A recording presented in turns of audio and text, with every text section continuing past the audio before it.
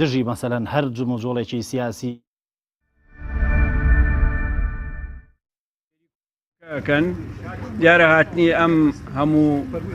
میدیایە بەڵگەی ئەوەیە کە کۆبوونەوەکە لە قۆناغی هەستیارایە پرسیاری جۆرە جۆر هەیە لەسەر دۆخەکە لەسەر کەرکووک لەسەر ڕێفراندۆم لەسەر عێراق و ناوچەکە و هەردوو حزب پارتی و یەکێتی لەسەر کۆی ئەم پرسانە ئێمە کۆبوونەوەیەکی گرنگ و ئەشتوانم بڵێم مێژووییمان کرد بە سەرپەرشتی جەنابی دکتۆر فواد سەرۆکۆماری عێراق و جەنابی مەسعود بارزانی سەرۆکی هەرێمی کوردستان کۆبوونەوەکە هەموو دۆخەکەی تاوتوێ کرد هەموو هەڕەشەکانی تاوتوێ کرد سەنگەربەندی پێشمەرگەکانی تاوتوێ کرد و پێشنیارەکان بۆ چۆنێتی چارەسەرکردنی کێشەکانی کەرکووک و بۆ چۆنێتی دەستپێکردنی گفتوگۆیەکی بەرپرسانەی بنیادنەر لە نێوان بەغداد و هەرێم تاوتوێ کرا سەرنجامی بە تێر و تەسەل باسکردنی تەواوی ئەو پرسانە کۆبوونەوە بڕگە بە بڕگە بڕیاری لەسەر کۆمەڵێک خاڵی گرنگی هەستیار سەبارەت بە هەرێمی کوردستان عێراق دۆخەکە یەکێتی و پارتی هەموو لایەنە سیاسەتی کۆشەرەکان سیاسەتی نێودەوڵەتی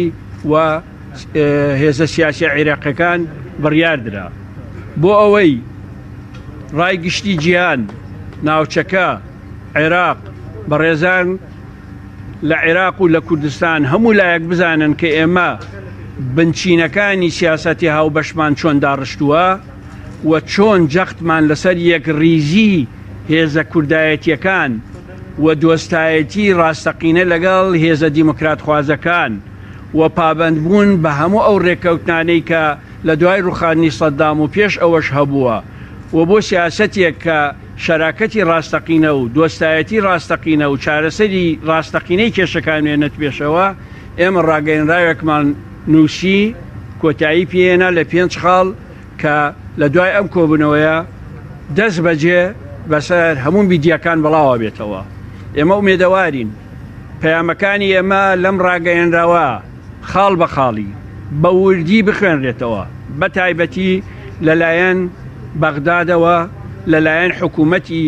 بەغدا و لەلایەن پەرلەمانی عێراقەوە و لەلایەن دەوڵەتانی جیهانی و ئەقلیمیەوە بە وردی بخوێنرێتەوە بۆی پەرۆشی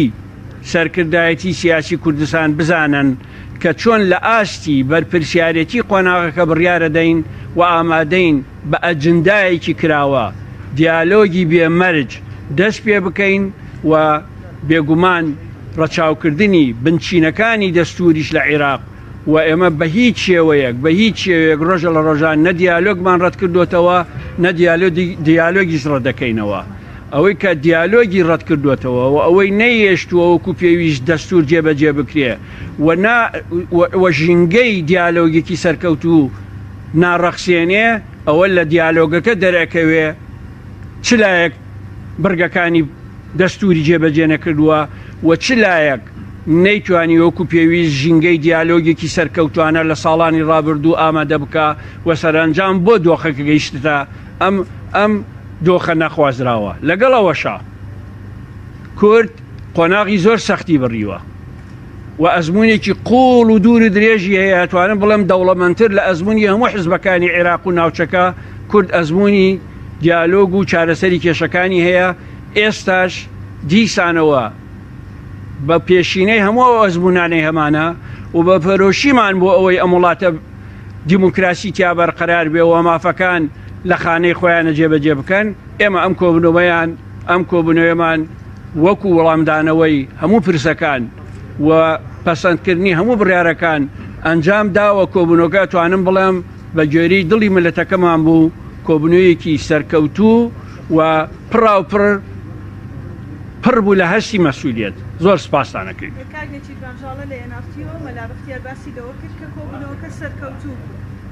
کۆبنەوەکەمان بە کورتی بۆ هاوڵاتیان بۆ بڵێن ڕاستەوخۆ ئێستا هاوڵاتیان بینەریەوە خۆی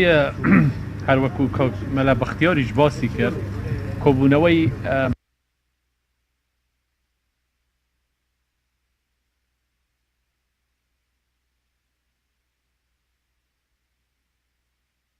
ئێمە هەمانە لە بەلاغێکی کۆتایی دوای ئەم کۆبوونەوەی ئێستا خەریکن ئامادەی دەکەن و بەسەر دەستگا میدیاکان بڵاو دەکرێت سامان لە ڕوودا من قسە لەسەرەوە کرێ کاک مەلا بەختیار کە ئێران شارێکی زۆری یانی کردوتە سەریکردنی نیشتیمانی کوردستان بەتایبەتی کە خاڵەکانی هەشتی شعبی پیوە پابەر بێ و خاڵانی کە داوا کراوە یاخود لە کۆبوونەکە باس لەوە کراوە کە کەرکووک بە هاوبەشی بەڕێوە ببرێ لەگەڵ عێراقدا ئەو بۆ جەناب بۆ کاک میسیروانیش پرسیارێکمەیە کە ئەوەی ئەمڕۆ کاژێردە خاڵە سنوورەکانی داخسی ئێران ئەمە هەست ناکەن جۆرێکی دیکەی لە فشار بۆی کورد پاشگەز ببێت و لەو گشت بەسەی کردوێتی ئەوەسیەوە چێ لەو بارەیە سەبارەت بە کۆماری ئیسلامی ئێران فشاری خستووە چی کردووە چی نەکردەوە سیاسەتی خۆیەتی ئێمە سیاسەتی خۆمان پیاداکەین پێش ڕفراندۆم گفتوگۆمانە بۆ لەگەڵ ئێران و دەوڵەتانی ئیقلیمی دوای ڕفراندۆمیش ئێمە هەر گفتوگۆمانە بێ بۆ هەر بۆ چوونێکە دەریە بڕن لەسەر ئەنجامەکانی ڕفراندۆم پێشم وایە ئێمەمانان ئەو قۆناغانەی کە تێپەڕیوە بەسەرمانە سیاسەتی سربەخۆی خۆمان لەو قۆناغانەی کە چارەنووساز بوون و پێداگیری بۆ لەسەر مافەکانمان ئێمە سیاسەتی سربەخۆی خۆمان چی پێویست بێ چی پێویست کرد بێ وامان کردووە ئێستاش ئێمە بێگومان لە ژێر فشارە هیچ پاشەکشەیەک ناکەین بەڵام بە پێی پێویستی ئەرکە هاوبەشەکان بەرەو پێشبردنی دیموکراسی و دابینکردنی مافەکان ئامادەی هەموو گفتوگۆیەکین ئەمە زۆر ڕۆشنە قسەکانمان حەشی شعبی هاتووە بە پێی دەستور نەئەبوو بێت بە پێی ئەو اتفاقی کە کاتی خۆی سوپای ئەمریکا لە عێراق کشایەوە بەندێکی تایە کە نابێ هیچ هێزێکی چەکداری عێراق بۆ یەکلاکردنەوەی کێشە سیاسیەکانی ناو عێراق بەکار بێت هەم پێچەوانەی دەستورە هەم پێچەوانەی ئەو پرینسیپەیە کە ئەمریکا کاتی خۆی لەگەڵ دەوڵەتی عێراقا لە سەردەمی جەنابی مالیکیە جێبەجێ کردووە هاتووە ئێمەش لە بەرامبەری وەستاوین لە گفتوگۆشین بەڵێ پێشنیار هەیە بۆ چارەسەرکردنی ئەوەی کەرکووک و ئەو پێشنیارە لە لای ئێمە لە ناو کۆی چۆنێتی چارەسەرکردنی کێشەکان بۆ کەرکووک مەقبولە لە لامان خۆی بەنسبەت کۆماری ئیسلامی ئێران بۆ داخستنی دەواازەکان من پێم وایە کۆماری ئیسلامی ئێران خۆی یەکێکە لەو وڵاتانەی کە زۆر باش لە مەسەلەی ئەمبارگۆی تێدەگات یعنی و تێدەگا ئەو چەند سەختە بەنسبەت وڵاتی خۆی و چونکە ئەو تەجروبەی کردووە ئابلۆقەی ئابووری لەسەر کۆماری ئیسلامی ئێران هەبووە و دەشزانێت چەند تەسیر لە هاوڵاتیانی خۆی دەکات لەبەر ئەوە ئێمە پێمان وایە کۆماری ئیسلامی ئێران بە هیچ شێوەیەک نابێ مەسەلەی داخستنی سنوورەکان وەکو فشارێک لەسەر هەرێمی کوردستان بەکار بێنێ چونکە نە لە مەسلحەتی کۆماری ئیسلامی و ئەو خەڵکەیە کە لە هەردوو دیوی مەرز ئیش دەکەن و نە لە مەسلحەتی ئێمەشە حقیقەت هەردوولا ئێمە هیوادارین ئەمە ئیجراءێکی موقت بێ کاتی بێ و مەرزەکان بکرێتەوە چونکە بە حقیقەت ئەو فشارە ئەگەر بە وەکو فشار بێ هیچ شتێک حل ناکات و تەنها زەرەر دەگەینێ بە هاوڵاتیانی کۆماری ئیسلامی ئێران و زەرەر دەگەینێ بە هاوڵاتیانی هەرێمی کوردستان زۆر سپاس زۆر سپاس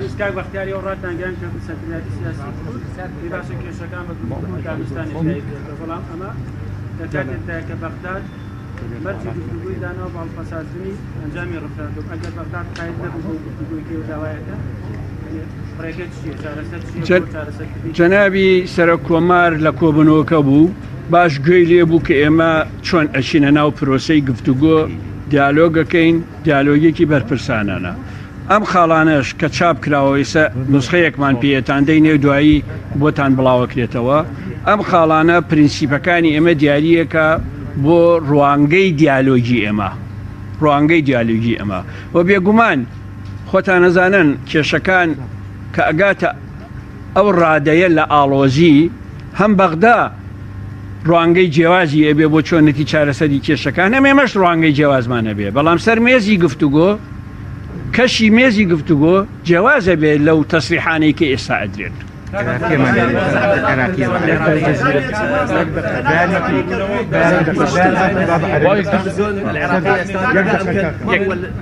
الكل يعرف بأن موضوع الاستفتاء وكركوك ماذا يحمل هذا الاجتماع من نقاط إيجابية لحلحلة الأوضاع الراهنة بين بغداد والإقليم وخاصة أربيل. كيف تقيمون هذا الاجتماع وما هي النتائج المهمة التي خرجتم بها لإيصالها لحكومة بغداد؟ مع الأسف أولا استغربنا من القرارات التي صوبت في البرلمان العراقي.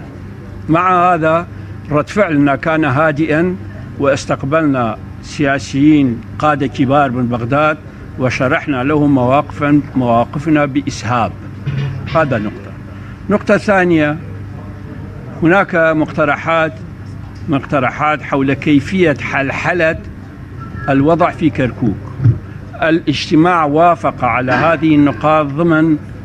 إطار كيفية حل كافة المسائل. الأولوية لحل مشكلة كركوك أوكي، وأعطيت الصلاحيات اللازمة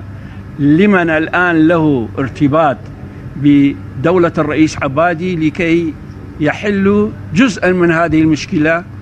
نتمنى أن ينجحوا هذه المسعى ومسعانا من أجل حل كافة المشاكل.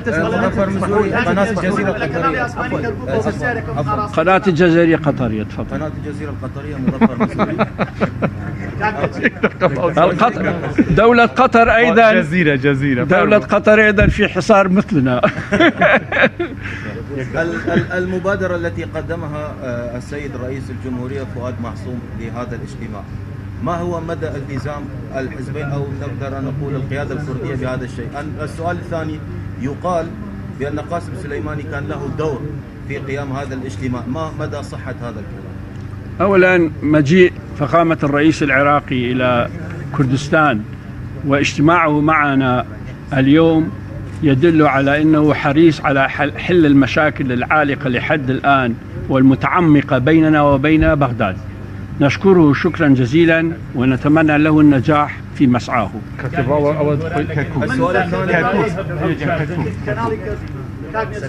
سرداش عثمان لە کەناڵی ئاسمانی کەرکووک دوو ڕۆژە سێ ڕۆژە هاوڵاتیانی شاری کەرکووک لە بارودۆخێکی ناهەمووانە. جەنابتان چۆن دڵنیایی ئەدەنە خەڵکی شاری کەرکووک کە ئەو بارودۆخی ئێستا هەیە لە شاری کەرکووک بێبنەمای یاخود تا چەندێک چارەسەر کراوە لەم کۆبنەوەیە؟ چۆن دڵنیایی ئەدەنە هاوڵاتیانی شاری کەرکووک؟ کۆبوونەوەی ئەمڕۆی ئێمە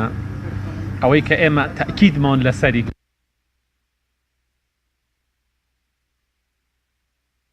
بۆ هەموو شارەکان. یەکەم، ئێمە تەکیدمان لەسەرەوە کردوتەوە کە هەموو مشکلەکان لە بینی ئێمە و بەغدا دەکرێت بە گفتوگۆی بەرپرسیارانە وەکو کاکە مەلا بەختیاریش باسی کرد مەسئولانە و بە ئەجندایەکی کراوە بۆ هەردوو لامان ئێمە دابنیشین لەسەر مێزی گفتوگۆ و کێشەکان حەل بکەین.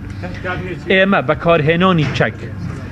ئەوەی کە کاکە مەلا بەختیار ئیشارەتی پێدا، نەدەستوریە و نە بە پێی دەستوری عێراقیش دەکرێتن هێزی چەکدار بەکار بێ بۆ یەکلاکردنەوەی کێشەکە. ئێمە هیوادارین بە هیچ شێوەیەک نەگاتە ئەوەی کە چەک بەکار بێتن لە هیچ شوێنێک، نە لە کەرکووک و نە لە شوێنەکانی تر. ئێمە پێمان وایە ئەوە کێشەکان حەل ناکە. ئەم حکوومەتەی بەغدا چەند بەقووەت بێ ئەوەندەی حکوومەتی پێشوو بەقووەت نابێ. ئەنفالی لەسەر ئێمە بەکارهێنا کیمیابارانی کردین، بەڵام لە نەتیجە ئەم میلەتە هەرما و ئێمە هیوادارین بە هیچ شێوەیەک بەغدا بیر لەو غەڵەتە نەکاتەوە، چونکە ئەوە نە لە مەسلحەتی ئەوانە نە لە مەسلحەتی ئێمەیە، مەسلحەتی هەردوو لامان ئەوەیە دانیشین گفتوگۆ بکەین و کێشەکان بە گفتوگۆ چارەسەر بکەین کە ئێمە دڵنیاین بە گفتوگۆ ئێمە دەتوانین بگەینە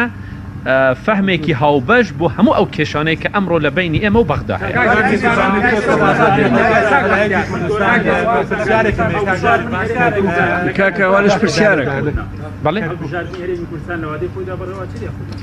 خۆی ئەوە پەرلەمان بڕیار دەدا، پەرلەمان دادەنیشێ لەم دوو سێ ڕۆژەی ئایندا و بڕیار لەسەر ئەوە دەداتن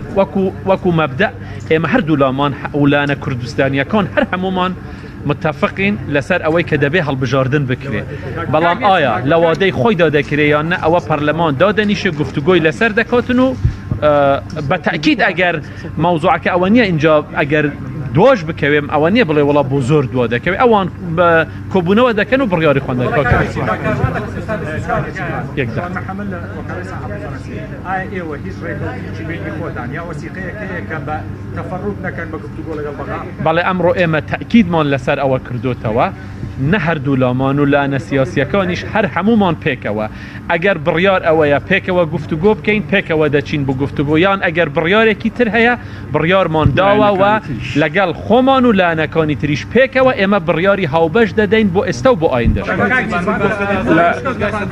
بەهاڵێ ئەڵێ بەمەرجی هەڵوەشانەوەی ئەنجامی ریفراندۆم ئێمە گفتوگۆ لەگەڵ هەرێمەکەن ئێوە هەڵیەوەشێنن ئەنجا چن گفتوگۆکەن کاکە ئێمە جوابماندایەوە هەڵوەشانەوەی ڕێفراندۆم ناکرێتن من ئێمە گوتومانە ئەوە حەل نییە حەل ئەوەیە ئێمە هەردوو لامان مەجای ئەوەمان هەبێ بە ئەجندایەکی کراوە لەگەڵ یەکتر دابنیشن و گفتوگۆ بکەین نا هەڵوەشاندنەوەی بڵێن ڕێفراندۆم حەلە نە ئەوە تا بە شێوەی ئەوەی کە حەلە ئەوەیە دایالۆگ و دانیشتنە لەگەڵ بەغدا و بە دڵنیاییەوە دەتوانین کێشەکان چارەسەر